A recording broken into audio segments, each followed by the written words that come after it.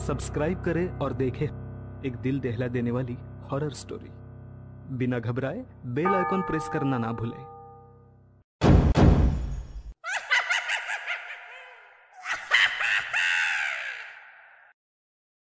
इस कहानी के लेखक है संजय कामले। साहब, हमारी बिल्डिंग में कुछ तो अजीब हो रहा है। मतलब? साफ साफ बोलो। साहब, 2 दिन पहले जिस आदमी का खून हुआ था वो कल रात खून से लथपथ हालत में मेरे फ्लैट के बाहर खड़ा होकर मुझे आवाज लगा रहा था। क्या बकवास कर रही हैं आप? मरा हुआ इंसान आपके कमरे के बाहर आपको पुकार रहा था।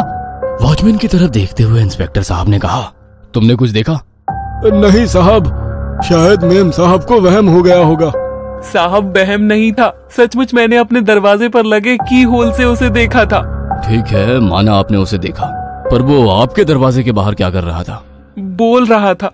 क्या बोल रहा था? वो औरत की आवाज में बोल रहा था, वो अकेली नहीं जाएगी, वो उसे भी साथ लेकर जाएगी। वो औरत इंस्पेक्टर साहब की आंखों में आंखें डालकर बोल रही थी। इंस्पेक्टर साहब अब सोच में पड़ गए कि आखिर ये क्या हो रहा है। उसे किसे? मुझे क्या पता, पर मौतों का सिलसिला अभी रुकने वाला नहीं है। मैं तो अपनी बेटी के पास जा रही हूँ। उस महिला की तरफ देखकर इंस्पेक्टर साहब ने कहा, माफ कीजिएगा, पर इस अपार्टमेंट में रहने वाला कोई भी शख्स अब ये शहर छोड़कर नहीं जा सकता। क्या ये औरत मनगढ़ंत कहानी सुना रही है या सचमुच उसने कुछ देखा है? और ये सिर्फ उसने देखा है या कोई और भी है जो ये सब महसूस कर चुका है? आखिर ये है क्या? अजीब सा, डरावना सा, जो आम कल्पना से परे है, या ये वहम है जैसा मुझे होता है? इंस्पेक्टर साहब ने वॉचमैन की तरफ देखकर कहा, कल तक मुझे इस अपार्टमेंट में रहने वाले हर एक शख्स की जानकारी चाहिए। कोई नया रहने आया हो या छोड़कर जा चुका हो या पुलिस की लिस्ट में हो, उनकी जानकारी अलग से बनाओ। रात होते होते इंस्पेक्टर साहब अपने घर के लिए निकले। रास्ते में ही उनके मोबाइल की रिंग हुई। अपनी बाइक सड़क किनारे खड़ी करते हुए उन्होंने फोन रिसीव किया। सिर्फ 3 दिन में शादी है, कम से कम 1 दिन पहले तो आइए। अरे यार, अब कैसे समझाऊं? काम बहुत ज्यादा है और शादी के दिन आऊंगा, यही बोलने वाले थे ना। आपको मेरे मायके वालों की कद्र ही नहीं है। उनकी पत्नी मोबाइल पर बोल रही थी और तभी उन्हें बाइक के शीशे में कुछ दिखाई दिया। शीशे पर पड़ी बारिश की बूंदें साफ करके देखा तो शीशे में पीछे सड़क पर दूर खड़ी एक महिला की धुंधली परछाई नजर आई। उन्होंने झट से मुड़ कर देखा, पर पीछे उस सुनसान सड़क पर कोई नहीं था तो सिर्फ घना अंधेरा। उन्होंने दोबारा बाइक के शीशे में देखा तो अभी भी एक महिला का अक्स नजर आ रहा था। ये क्या हो रहा है? मेरे दिमाग का वहम। उन्होंने बाइक साइड स्टैंड पर लगाई और धीरे धीरे मुड़कर देखा, पर वहां कोई भी नहीं था। पीछे अंधेरे में डूब चुकी सड़क काफी डरावनी लग रही थी। और तभी उस गहरे सन्नाटे से उनके कानों पर एक आवाज पड़ी। आवाज पायल में लगे नाजुक घुंघरुओं की आवाज, पर आवाज पीछे से नहीं बल्कि सामने से आ रही थी। उनके दिल की धड़कनें तेज हो गई थी। अपनी बाइक पर बैठे उन्होंने धीरे धीरे गर्दन घुमाकर सामने की तरफ देखा और सन्न रह गए। सामने कुछ दूर सड़क की दाईं तरफ एक औरत खड़ी सड़क की दूसरी तरफ देख रही थी। उसका चेहरा काले बालों से पूरी तरह ढका हुआ था। इंस्पेक्टर साहब मन ही मन खुद को समझा रहे थे, नहीं, ये असलियत नहीं, ये मेरा वहम है। मुझे दवाइयों के बगैर ठीक होना है। उनके सामने सड़क की एक तरफ खड़ी वो औरत धीरे धीरे कदम बढ़ाते हुए सड़क पार करने लगी।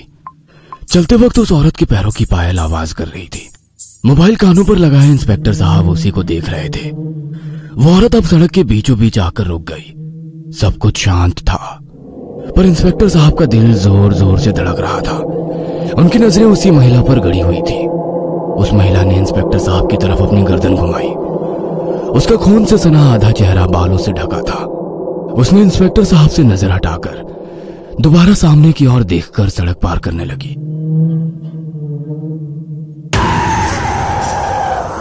इंस्पेक्टर मोहिते एकदम से होश में आ गए।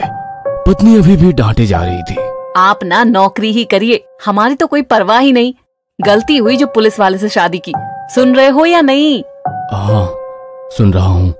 वे घर आ गए, पर खाने का पार्सल लाना भूल गए। फ्रीज खोलकर देखा, ब्रेड, जैम और कुछ फल रखे थे। 2-3 ब्रेड के स्लाइस खाकर वे बेड पर बैठ गए। उनकी गोलियों का पैकेट अभी भी वहीं था, पर बगैर गोली खाए वे आज भी सो गए। रात धीरे धीरे आगे बढ़ रही थी। और दोबारा तेज बारिश के साथ हवाएं चलने लगी। हवाओं की वजह से खिड़की लगातार खड़क रही थी। उस आवाज से उनकी नींद खुल गई। ना चाहते हुए भी उन्हें उठना था। वे उठकर खिड़की के पास गए। देखा तो बाहर तेज बारिश के साथ बिजली भी चमक रही थी। उन्होंने खिड़की के ग्रिल से हाथ बाहर सरकाए।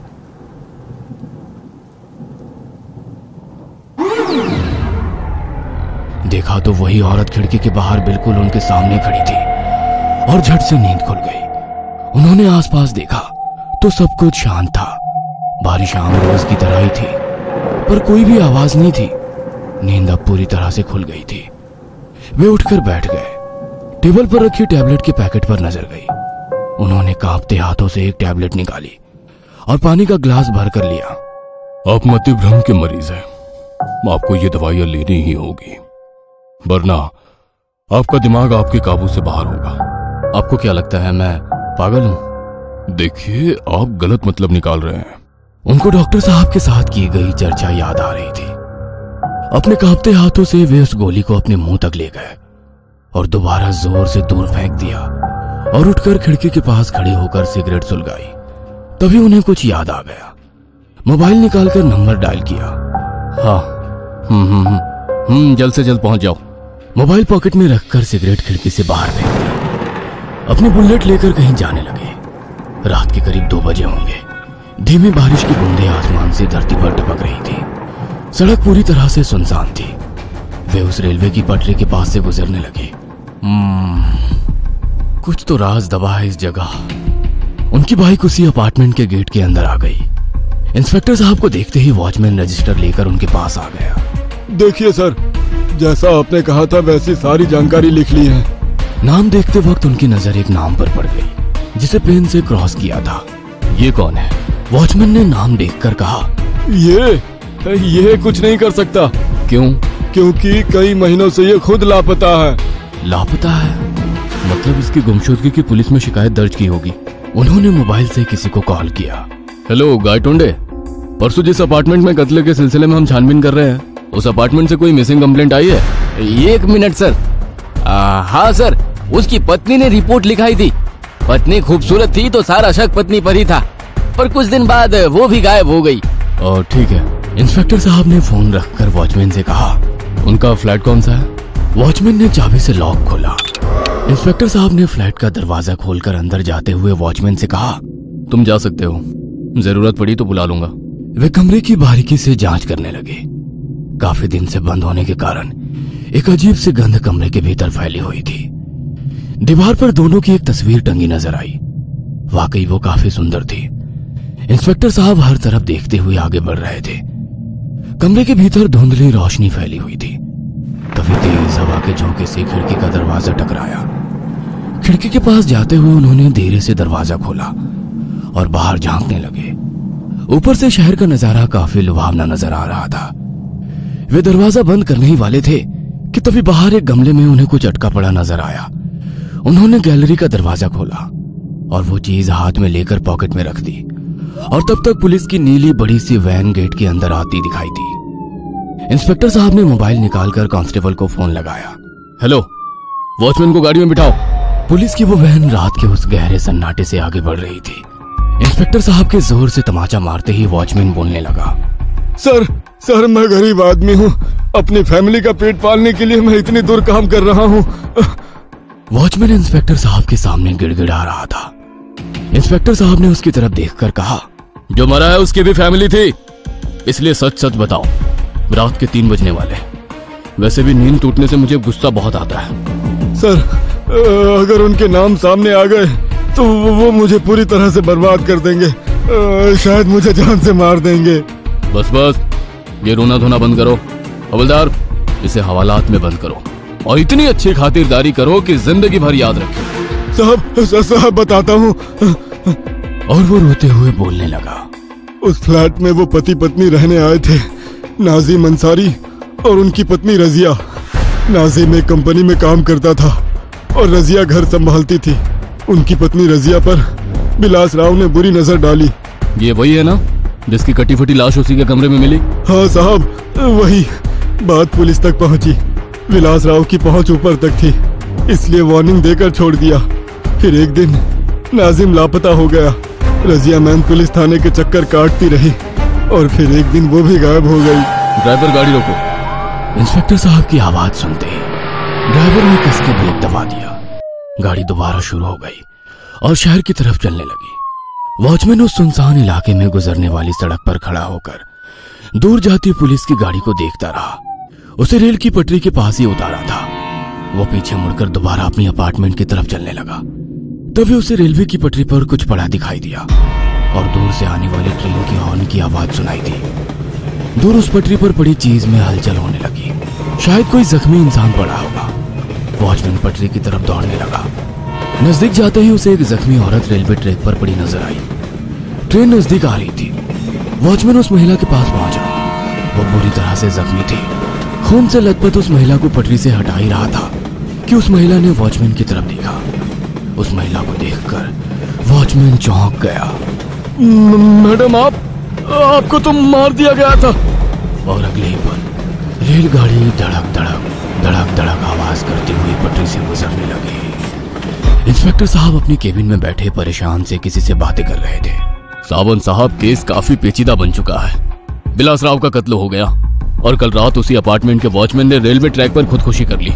उस केस के सिलसिले में आपसे मिलना बहुत जरूरी है क्योंकि एक अहम सुराग हाथ लगा है। आप आ सकते हैं प्लीज? जी चलेगा, मैं आपको लेने आ जाऊंगा। रात के करीब 11 बजे होंगे। हाईवे से इंस्पेक्टर सावंत को लेकर मोहिते शहर की तरफ चलने लगे। तुम्हारी दिमाग की बीमारी कैसी है? सावंत साहब ने मुस्कुराते हुए मजाकिया अंदाज में पूछा। ठीक है, पर लगता है वो बीमारी नहीं, गिफ्ट है। गाड़ी सुनसान सड़क से गुजरने लगी। मोहिते ने सावंत साहब से पूछा, सर रास्ता अभी लंबा है, तब तक आपको छत्रपति शिवाजी महाराज के ऊपर एक किस्सा सुनाता हूँ। शायद आपने सुना होगा, फिर भी सुनिएगा। उस वक्त हमारा मुल्क कई सल्तनतों में बटा था। आदिल शाह, कुतुब शाह, मंगोल, अंग्रेज, पुर्तगाल। तब हमारे राज्य पर हमला कर दिन दहाड़े बहन बेटियों को अगवा कर मंगोल, अंग्रेज और पुर्तगालियों को बेच दिया जाता या उनकी इज्जत लूटकर खत्म कर दिया जाता। पर हमारे छत्रपति शिवाजी महाराज की सेना जंग में दुश्मन पर हमला कर उनसे सोना, चांदी, हथियार लूट लेते। लेकिन एक बार महाराज की सेना ने कल्याण के एक मुस्लिम सूबेदार, उसके बेटे और बहू सबको बंदी बना लिया। कुछ सैनिकों को लगा हमारी बहन बेटियों पर हुए अत्याचार का बदला लिया जाएगा। वो युवती भरे दरबार में खड़ी थी, डरी सहमी, खुद को लाचार समझकर बेबसी से अपना अंजाम सोचकर रोए जा रही थी। किसी अप्सरा की तरह खूबसूरत उस युवती को देखकर छत्रपति शिवाजी महाराज अपने आसन से उठकर खड़े हो गए। पूरे दरबार का ध्यान उन्हीं की तरफ था। उस महिला के समक्ष खड़े होकर उन्होंने जो कहा वो आज भी एक मिसाल है। आशीष आचती आई आमची सुंदर रूपवती, आमही सुंदर झालो अस्तो वदले छत्रपति। मतलब अगर हमारी माँ इतनी सुंदर होती तो हम भी सुंदर होते। महाराज ने गुलाम बनाकर लाई गई महिला को माता सम्मान माना। ये सुनकर पूरा दरबार निशब्द हो गया और उस युवती को पूरे सम्मान के साथ उसके घर विदा किया गया। इंस्पेक्टर मोहिते की बात सुनकर सावंत ने कहा, हाँ पता है, पर यह सब मुझे बताने की जरूरत नहीं है। मैं भी छत्रपति शिवाजी महाराज को मानता हूँ। नहीं सर, आप उन्हें जानते जरूर है पर मानते नहीं। ये तुम कैसे कर सकते हो? सावंत की बात सुनकर एकदम से इंस्पेक्टर मोहिते ने गाड़ी के ब्रेक दबा दिए और कहा, सर एक महिला से छेड़छाड़ होती है। पुलिस में रिपोर्ट लिखने के बाद मुजरिम पर नहीं बल्कि उस महिला के पति को पकड़कर मारपीट की जाती है। उसमें उस आदमी की मौत हो जाती है, उसकी लाश पानी में बहा दी जाती है और उसकी गुमशुदगी की रिपोर्ट लिखाने आई उसकी पत्नी को भी प्रताड़ित किया जाता है। एक दिन उस महिला को घर में अकेला पाकर जबरदस्ती करने की कोशिश की जाती है। उसमें वो महिला जख्मी हो जाती है। लहूलुहान हालत में उसे रेलवे की पटरी पर फेंककर वहीं खड़े उसकी मौत का तमाशा देखने लगते हैं। रेल उसकी तरफ बढ़ती है और वो हाथ जोड़कर अपनी जिंदगी की भीख मांगती है, पर किसी को रहम नहीं आया। वो खुद पटरी से हटने की कोशिश करती है और वो तेज रेलगाड़ी उसके जिस्म को कई हिस्सों में बांटती हुई निकल जाती है। इंस्पेक्टर मोहिते की बात सुनकर इंस्पेक्टर सावंत गुस्से में बोलते हैं, तो तुझे सब पता चल गया? तो सुन, हाँ मैंने मारा उसके पति को। वो मुझे पसंद आ गई थी पर मान ही नहीं रही थी, इसलिए कर दिया। तुझे ये सब वॉचमैन ने बताया होगा ना? वैसे वो तो मर चुका है। सावंत की बात सुनकर मोहिते ने गाड़ी के हेडलाइट शुरू कर दिए और गाड़ी के सामने वॉचमैन को खड़ा देखकर सावंत के दिल की धड़कन ही रुक गई। गाड़ी के सामने कुछ ही दूरी पर खड़े वॉचमैन को पिछली रात की वो घटना याद आ गई। बुरी तरह से जख्मी खून से लथपथ उस महिला को पटरी से हटा ही रहा था कि उस महिला ने वॉचमैन की तरफ देखा। उसे देखकर वॉचमैन चौंक गया। अरे रजिया मैडम, आपको तो मार दिया गया था। और अगले ही पल रजिया की आत्मा ने वॉचमैन को पटरी से दूर धकेल दिया और रेलगाड़ी धड़क धड़क आवाज करती हुई पटरी से गुजरने लगी। पुलिस गाड़ी के सामने खड़े वॉचमैन ने हाथ जोड़कर सावंत साहब से कहा, माफ कर दो सावंत साहब, आपने रजिया मैडम के साथ जो किया मैंने सब बता दिया है। गुस्से से लाल होते हुए सावंत साहब ने मोहिते की तरफ देखकर कहा, तू मेरा कुछ नहीं उखाड़ सकता। इस 2 कौड़ी के वॉचमैन को भी मैं मरवा दूंगा। और तू तो हेलुसिनेशन से जूझ रहा है ना, तेरी वर्दी उतरवाकर तुझे पागल खाने भेज दूंगा। वो आगे कुछ कहते कि तभी उन्हें रेलवे का हॉर्न सुनाई दिया। मोहिते गाड़ी शुरू करने की कोशिश करने लगे पर गाड़ी स्टार्ट नहीं हो रही थी क्योंकि उनकी गाड़ी रेलवे क्रॉसिंग पर ही खड़ी थी। गाड़ी के आगे खड़ा वॉचमैन चीखने लगा, सर ट्रेन आ रही है, जल्दी वहां से हटिए। रेल ने 2 बार हॉर्न बजाया। सावंत साहब, गाड़ी स्टार्ट नहीं हो रही है, आप गाड़ी से नीचे उतरिए। ट्रेन अब कुछ ही दूरी पर थी। ये दरवाजा नहीं खोल रहा। डर से कांपते हुए सावंत साहब बोले।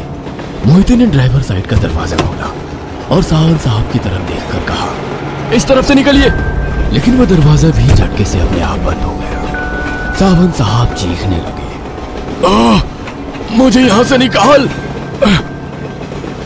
अपनी सीट पर बैठे सावंत साहब बाहर निकलने के लिए छटपटा रहे थे लेकिन पिछले सीट पर बैठी रजिया की आत्मा ने उन्हें जकड़ रखा था।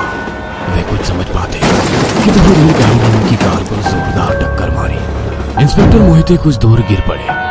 रेलवे कार को घसीट कर ले जा रही थी। पल भर में कार के परखच्चे उड़ गए। दूर पड़े मोहिते कार को जलता देखकर उठकर खड़े हो गए और पॉकेट में हाथ डालकर कुछ निकाला और उन्हें कुछ याद आ गया। उस रात अपार्टमेंट में उस कमरे की जांच करते वक्त नीचे एक गमले में उन्हें कुछ अटका पड़ा नजर आया। उन्होंने गैलरी का दरवाजा खोला और वो चीज हाथ में लेकर पॉकेट में रख दी थी। वो चीज बाहर निकलते हुए देखा तो पुलिस की वर्दी में कंधों पर लगने वाला कपड़ा था जिस पर सितारे थे जो इंस्पेक्टर को ही मिलते हैं। उनकी नजर रेलवे की पटरी पर गई। रजिया की धुंधली परछाई उन्हें नजर आ रही थी और फिर वो दूर आसमान में गायब हो गई। तभी इंस्पेक्टर मोहिते के मोबाइल की रिंग हुई। हाँ, कल शादी में पहुंच जाऊंगा। गोलियां अब उनकी जरूरत नहीं। और रेलवे की पटरी के पास एक्सीडेंट देखने के लिए लोगों की भीड़ जमा होने लगी। ये कहानी आपको अच्छी लगी हो तो हमें सब्सक्राइब करें, हमारा इंस्टाग्राम और फेसबुक पेज जरूर फॉलो करें। और हाँ दोस्तों, सब्सक्राइब करना भूलना मत।